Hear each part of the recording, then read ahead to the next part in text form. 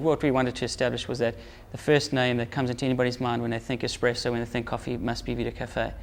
So you have to reinforce that you can't offer terrible coffee, or, you have to make sure that that's in place. So we kind of built the business on consistency of product and service. And service was always a secondary thing because we always wanted the product to be outstanding and then complemented by the service.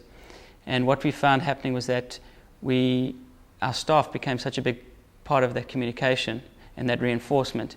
And from sitting around the bar talking about the brand, it wasn't just about the coffee, it also became about the quality of the service and the staff that we're serving. And to this day, it's still the number one sort of feedback that we get is how cool our staff are. The viral marketing that we've done in terms of a certain community, we make sure that we have a presence in that community if we're going to be opening a store there, because those are the people that are living and working nearby are going to be the guys that are going to become your regulars. It's very seldom that we find that a store becomes a destination store that people would actually drive to, and that's only been a new sort of facet to our business.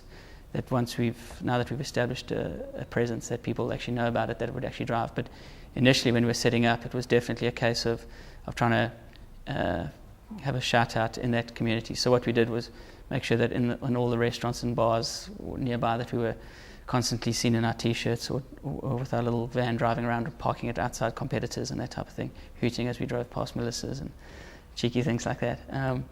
And we also found that as a new business, you're always getting people contacting you with advertising opportunities.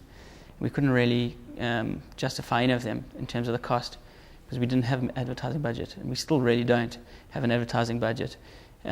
Because it just doesn't justify. There's no true guarantee for us. Whereas we found that if we print up 600 T-shirts and we hand them out to our 600 customers, best customers at that store, 200 of the best customers at that store, first of all, it's a definite value add to them because they're feeling quite special and they're getting something from that. Secondly, they're an exclusive T-shirt. We don't sell them. We just give them away, so you can't buy them, so that kind of creates a bit more demand on the T-shirts and a bit more hype around that. And then thirdly, we almost guarantee that they're going to be wearing them and it's going to be the right people wearing them because they're our customers.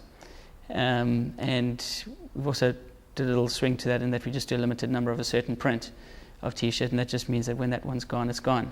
And we still have people asking us for a T-shirt that we did 4 years ago, and it's just not available. So that also adds to, you always want what you can't get kind of thing. And we just found that to be a lot more effective than running an ad saying, come in and drink our coffee.